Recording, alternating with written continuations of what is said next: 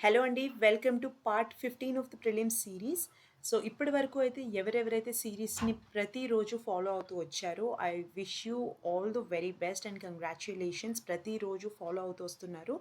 ఇదే ఫ్లోలో ఇంకొక 4½ మంత్స్ కంటిన్యూ చేశారు అనుకోండి, ప్రిలిమ్స్ సీరీస్ మాత్రమే కాదు, ఈజీగా ప్రిలిమ్స్ క్లియర్ చేయగలుగుతారు. ఆ తర్వాత మెయిన్స్‌కి ప్రిపేర్ అయ్యే స్ట్రాటజీతో మళ్ళీ మనము ఇంకా కొన్ని వీడియోస్ తయారు చేయొచ్చు. రైట్? ప్రతిరోజు తప్పనిసరిగా చేయాలండి. కన్సిస్టెంట్‌గా ఉండకపోతే ఈ ఎగ్జామ్ క్లియర్ చేయడం ఇంపాసిబుల్. ఈరోజు చేసి ఒక 2 డేస్ ఏదో ఒక పని వల్ల కాలేకపోవడం, మళ్ళీ ఇంకొక 2 డేస్ చేయడం, ఆ తర్వాత మళ్ళీ 3 డేస్ ఏదో వర్క్ వల్ల చదవలేకపోవడం గనక జరుగుతూ ఉంటే, ఈ ఎగ్జామ్ క్రాక్ చేయడం చాలా కష్టమండి. మన స్కూల్‌లో ఫైనల్ ఎగ్జామ్స్ లాగా కాదిది. రైట్? ఒకరోజు చదివి నెల రోజులు చదవకపోయినా గడిచిపోయేది. కానీ ఇది అలా కాదు. రైట్? ప్రతిరోజు కన్సిస్టెంట్‌గా చదవాల్సి ఉంటుంది. ప్రతిరోజు ఎంతో కొంత సిలబస్ టార్గెట్‌గా పెట్టుకొని కవర్ చేయాల్సి ఉంటుంది. రైట్? దీని స్ట్రాటజీ ఒకటి వీడియో చేశానండి. అదొక్కసారి వీడియో చూడండి. మీకు క్లియర్‌గా అర్థమవుతుంది. జాన్ 1 నుంచి మే 15 వరకు ఎలా ప్రిపేర్ అవ్వాలి? ఈ అన్ని ప్రిపేర్ అయితే అడ్వాంటేజెస్ ఏంటి? దీని అన్నిటి గురించి ఒక వీడియో చేశాను. తప్పనిసరిగా ఆ వీడియో కూడా చూడండి. మీకు హెల్ప్ అవుతుంది అని ఆశిస్తున్నాను. సో, ఈరోజు ఫస్ట్ క్వెషన్ ఏంటో చూద్దాం. In which one of the following regions was Danyakataka, which flourished as a prominent Buddhist culture under the Mahasangikas located?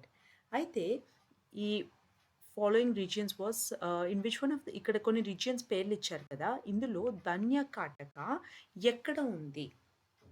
Right అని అడుగుతున్నారు. రైట్? దీని ఆన్సర్ వచ్చేసి ఏ, అమరావతిలో ఉందన్నమాట. ఓకే. సో ధన్యకటక ఏదైతే ఉందో ఇది క్యాపిటల్ ఆఫ్ శాతవాహనస్ అండి. రైట్? సో ఇది మెనీ ఇన్స్క్రిప్షన్స్లో కూడా మెన్షన్ చేసి ఉంది. ఇది లార్జెస్ట్ బుద్ధిస్ట్ ఎస్టాబ్లిష్మెంట్ అన్నమాట. Okay.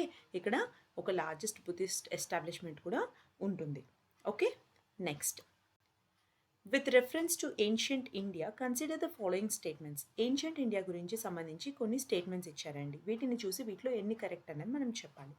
The concept of stupa is Buddhist in origin. Stupa was generally a repository of relics. Stupa was a votive and commemorative structure in Buddhist tradition అంటున్నారు. అయితే concept of స్తుప ఏదైతే ఉందో ఇది Buddhist in origin అంటున్నారు. కాదు, యాక్చువల్‌గా స్తుప అనేది దానికన్నా ఏన్షియంట్ టైం నుంచి కూడా ఉంది. మన ఋగ్వేదాలో కూడా, అథర్వణ వేదాలో కూడా మెన్షన్ చేసి ఉన్న విషయమే ఇది స్తుప గురించి. రైట్? సో, ఇక్కడ ఆరిజిన్ అన్నది జరగలేదండి.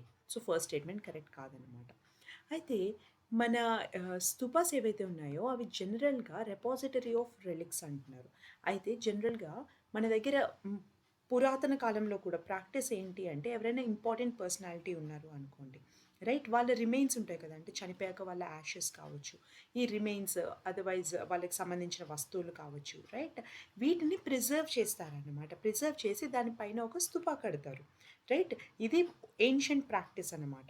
ఇదే ప్రాక్టీస్‌ని బుద్ధిజం అడాప్ట్ చేసుకున్నారన్నమాట. రైట్? సో, ఈ ఈ సెకండ్ పాయింట్ అనేది కరెక్టే. Stupa was a votive and commemorative structure in Buddhist tradition. Yes, ఇది కరెక్టే అన్నమాట. రైట్? సో, థర్డ్ ఆప్షన్ కూడా కరెక్టే. ఫస్ట్ వన్ ఒకటే తప్పండి. Second and third only 2. మీరు అబ్జర్వ్ చేసి ఉండుంటే 2024లో కూడా బుద్ధిజంకి రిలేటెడ్‌గా క్వెషన్స్ ఉన్నాయి. 23లో కూడా బుద్ధిజంకి రిలేటెడ్‌గా క్వెషన్స్ ఉన్నాయి.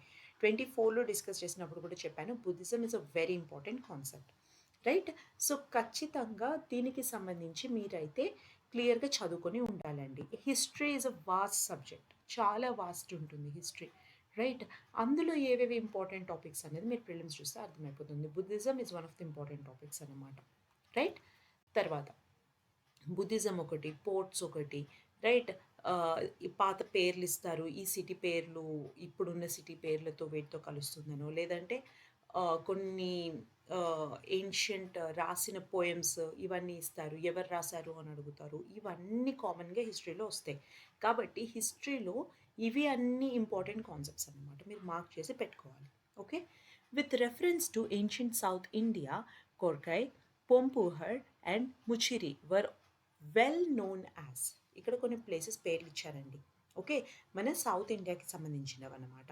ఇవి ఏంటి? క్యాపిటల్ సిటీసా, పోర్ట్సా, centre of iron and steel మేకింగా, ష్రైన్స్ ఆఫ్ జైన్ తీర్థంకరాసా అనేసి అడుగుతున్నారు. రైట్?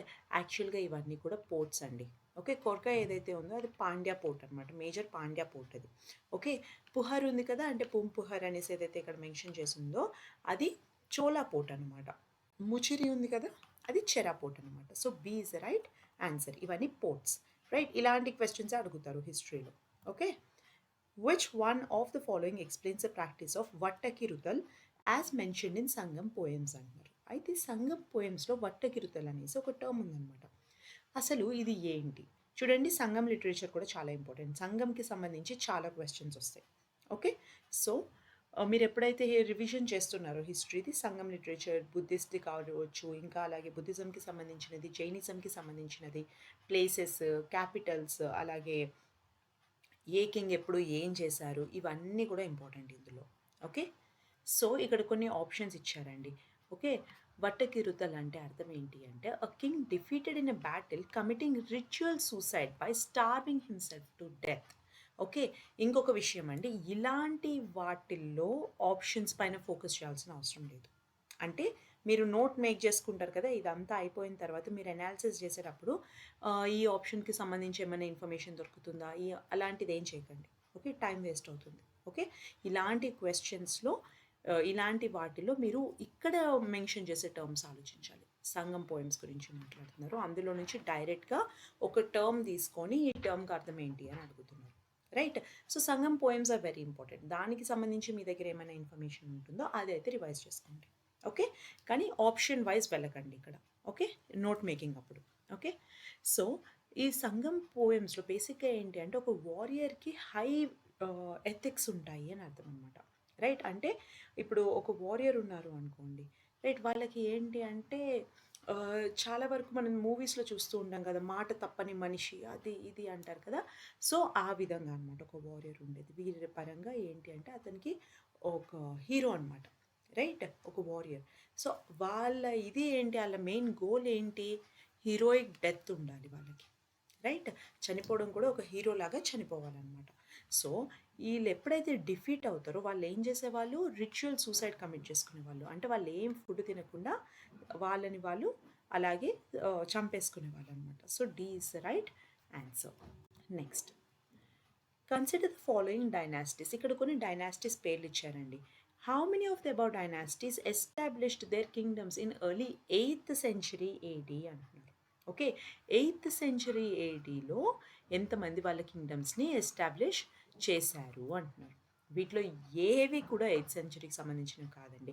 హొయసలాస్ ఏవైతే ఉన్నారో 11th century, గహదవాలాస్ వచ్చేసి 11th century, Kakatiya 12th century, Yadava కూడా 12th century. సో ఎవ్వరూ కూడా 8th సంబంధించిన వాళ్ళు లేరు.